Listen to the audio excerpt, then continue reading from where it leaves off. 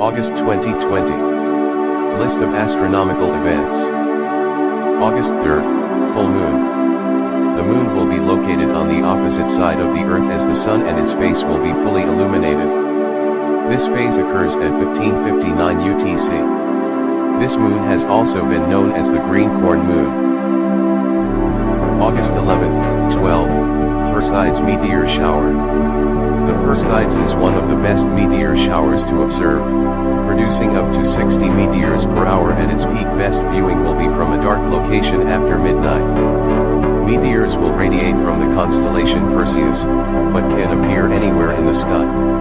A separate video shall be made for this topic and will be released before August 10th.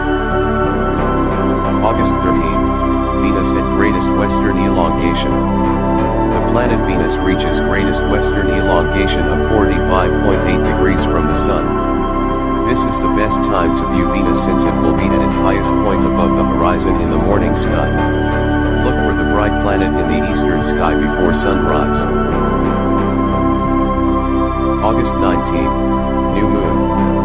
The moon will located on the same side of the Earth as the Sun and will not be visible in the night sky.